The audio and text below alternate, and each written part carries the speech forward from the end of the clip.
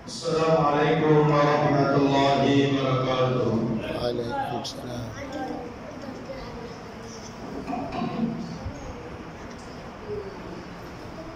A'udzu billahi minasy syaithanir rajim. Bismillahirrahmanirrahim.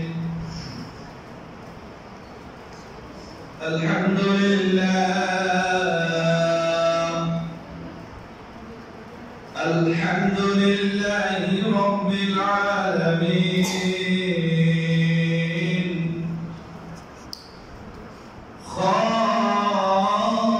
Khaliqis samawati wal ardin. Wassalatu wassalamu ala sayyidil anbiya'i wal mursalin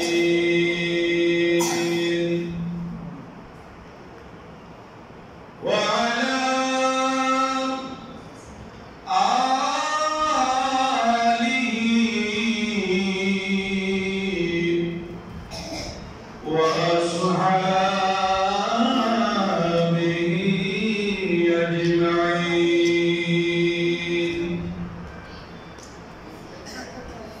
Amma ba'du, faqad qala Allahu ta'ala azza wa jalla fi shani 'abidihi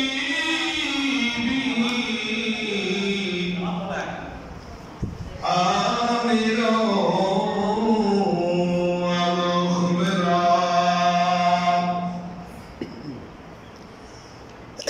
Inna Allaha wa malaikatahu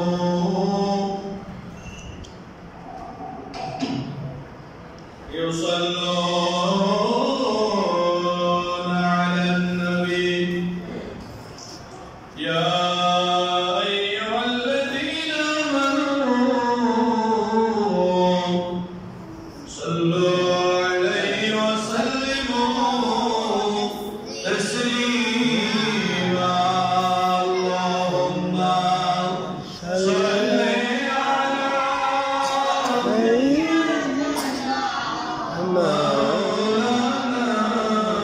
Muhammad wa ala ali sayyidina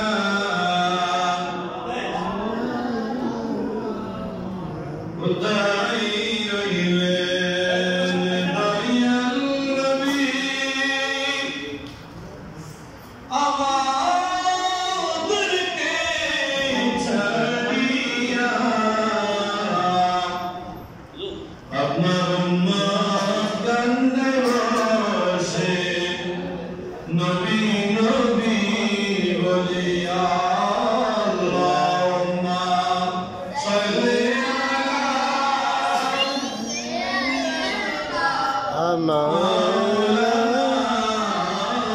Muhammad وعلى آل سيدنا آمنا الوجيه مبارك شوقي لاد ہو تیری انگن نور برقی گئے نگر سب نور ہے اللہم صلی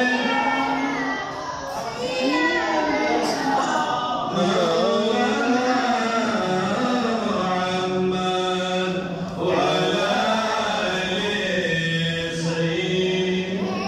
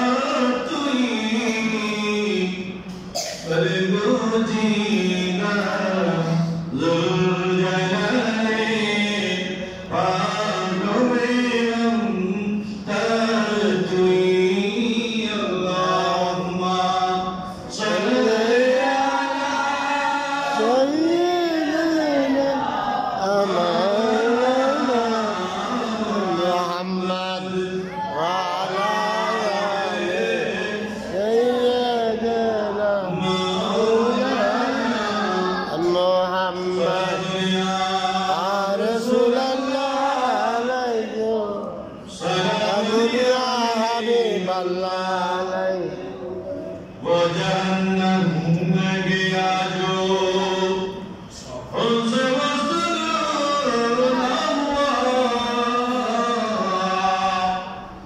से वलीउल्लाह की यार जब रसूलुल्लाह की सलात दिया रसूलुल्लाह अलैकुम सलाम या हबीबल्लाह अलैकुम أعوذ بالله من الشيطان الرجيم بسم الله الرحمن الرحيم يا أيها الذين آمنوا كتب عليكم الصيام كما كتب على الذين من قبلكم لعلكم تتقون صدق الله مولانا العظيم وصدق رسوله النبي الحبيب الكريم ونحن على ذلك من الشاهدين والشاكرين والحمد لله رب العالمين رب صل وسلم وبارك عليه উপস্থিত অধ্যক্ষের আয়োজিত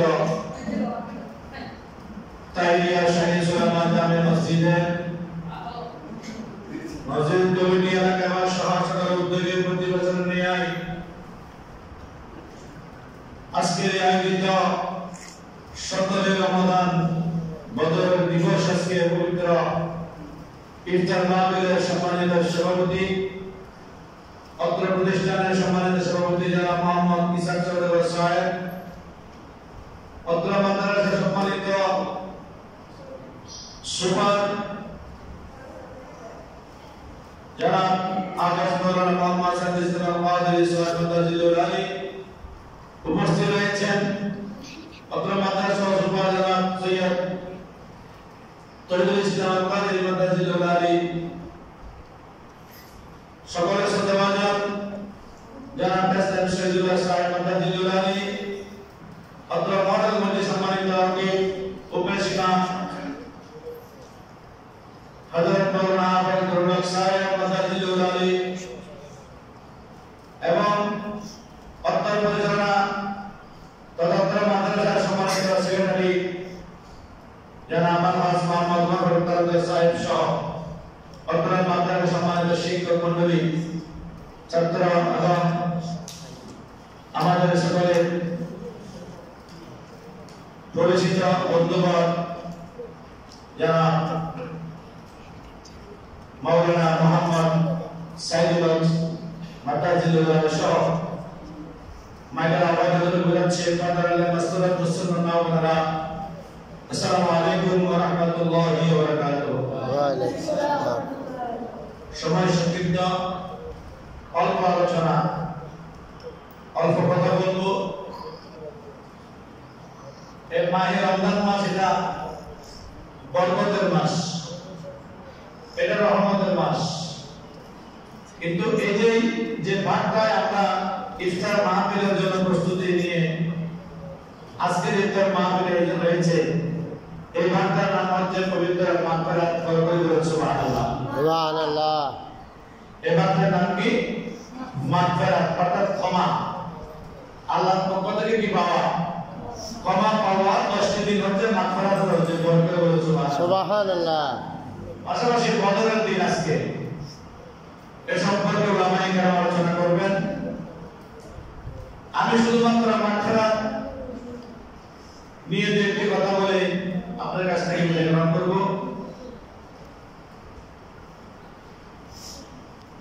কোরআনে পাকের মধ্যে মহান রব্বুল আলামিন আহকামুল হাকিমিন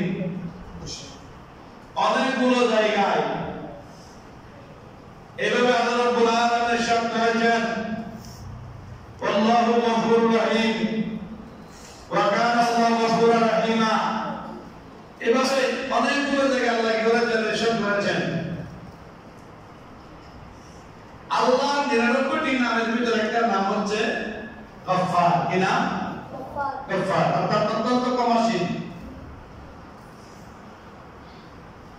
সূরা ফাতিহার মধ্যে শুরু থেকে শেষ পর্যন্ত বান্দা যখন সূরা ফাতিহা তেলাওয়াত করে আল্লাহ তাআলা নামাজের মধ্যে যখন দাঁড়িয়ে যায় ওই সূরা ফাতিহার মধ্যে আল্লাহর দুইটি অত্যন্ত গুণবাচক কি রয়েছে, নাম রয়েছে, যে নামগুলো হচ্ছে আর রহমান এবং আর রহিম। সুবহানাল্লাহ সুবহানাল্লাহ। হাদিসে এভাবে এসেছে, একজন বান্দাকে কিয়ামতের ময়দানে আল্লাহ বলবেন, এই বান্দার ফয়সালা হয়ে যাবে, জাহান্নামে নিক্ষেপ করো। তো জাহান্নামের অধিবাসী ফেরেশতা যারা আছে তারা এসে ওনাকে ধরে জাহান্নামে নেওয়ার জন্য যখন তারা ইচ্ছা করবে, তখন বান্দা আল্লাহর দরবারে দাঁড়িয়ে বলবে, ইয়া মাওলাই করিম, আপনি তো আমার উপর অন্যায় করেছেন, ইনসাফ করেন নাই। আল্লাহ বলবেন, কিভাবে? আমি তো গফুর রহিম, রহমানুর রহিম, আমি তো কারো উপর জুলুম অন্যায় করি না, কিভাবে তোমার উপর আমি ইনসাফ করি নাই?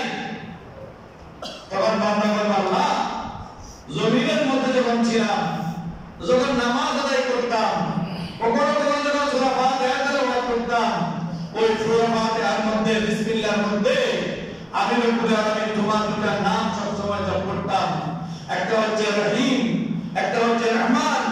এটার উপর তো আর কোনো উসিলা হতে পারে না, এই দুটি নামের উসিলায় কি তুমি আমাকে ক্ষমা করতে পারো না? সুবহানাল্লাহ সুবহানাল্লাহ। তো আল্লাহ বলবেন, তুমি যেটা বলেছো রহমান এবং রহিম, তুমি যে নামে যেগুলোর উপর তুমি আমল করেছো, এগুলো গুণাগুণগুলো সঠিক আছে, ঠিকই আছে। আমি আমার এই দুটি নামের উসিলায় বান্দা তোমাকে জান্নাত থেকে জান্নাতের অধিবাসী করে দিলাম। সুবহানাল্লাহ। আল্লাহ মাফ করতে পারেন কিনা? এজন্য বলেছেন মাগফিরাতে 10 দিন, মাগফিরাতে 10 দিন। এই মাগফিরাতে 10 দিনকে আমাদের কাজে লাগাইতে হবে। কিভাবে লাগাবে? কোরআনের ভিতরে আমি যখন দেখি, আমরা যখন পড়ি, তখন আল্লাহ রাব্বুল আলামিন একটা আয়াতে কারিমার মধ্যে আল্লাহ এভাবে বলেছেন যে বিসমিল্লাহির রহমানির রহিম, লা তাকনাতু মির রাহমাতিল্লাহ, তোমরা আমি আল্লাহর রহমত থেকে নৈরাশ হইও না, আমি আল্লাহর রহমত থেকে তোমরা দূরে যেও না। কাদেরকে বলা হচ্ছে? বান্দাদেরকে বলা হচ্ছে। সেখানে কিন্তু আম মানুষ, সেখানে কি শুধু মুমিন, সেখানে কিন্তু আলেম? আল্লাহ বলতে না, সমস্ত মুমিন মুসলমান যারা আছো তোমাদের সকলের জন্য এই আয়াতে কারিমা দিয়ে বলছি, তোমরা আমি আল্লাহর রহমত থেকে নৈরাশ হইও না, দূরে যেও না। সুবহানাল্লাহ সুবহানাল্লাহ।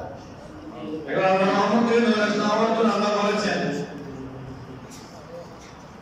এমন বান্দা আছে, এমন মানুষ আছে, অন্যায় করতে করতে করতে করতে অপরাধ করতে করতে উহুদ পাহাড় পরিমাণ পর্যন্ত অনেকের অন্যায় অপরাধ হয়ে যায়।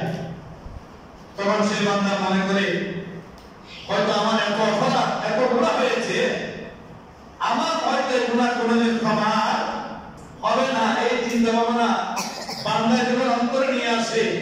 কিন্তু আমার আল্লাহ বলছেন, দুনিয়ার শাসক যিনি, দুনিয়ার চেয়ারম্যান যিনি, দুনিয়ার বিচারক যিনি, দুনিয়ার হাকিম যিনি, দুনিয়াতে যত প্রকারের শাসনভারের কর্মকর্তা রয়েছে, সকল শাসনকর্তার চাইতে আলাইসাল্লাহু বিআহকামিল হাকিমিন, আমি সকল হাকিমের ঊর্ধ্বে হাকিম।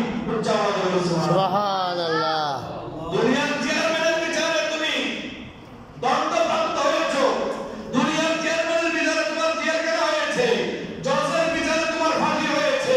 কিন্তু আল্লাহ বলছে, বান্দা যখন আমার নিকট চলে আসবে, মাথায় যখন ঢুকিয়ে দিবে, অন্যায় যখন স্বীকার করে ফেলবে, বাকি জীবনে আর কোনো অন্যায় করবো না, এই চিন্তা ভাবনা নিয়ে যখন বান্দা তুমি আমার নিকটবর্তী হয়ে যাবে, আমার কাছে তওবা করবে, ইস্তেগফার করবে, মাগফিরাত কামনা করবে, ক্ষমা চাইবে, ও আমার বান্দা, আমি আপনাকে করব না, ইন্নাল্লাহা ইয়াগফিরু যুনুবা জামিয়া, আমি তোমার জীবনের तमाम গুনাহগুলো মাফ করে দেব। সুবহানাল্লাহ। तमाम গুনাহ কি দেব? মাফ করে দেব। আল্লাহু গফুরুর রহিম। আল্লাহর সাথে কি বড় ক্ষমা শুধু আল্লাহ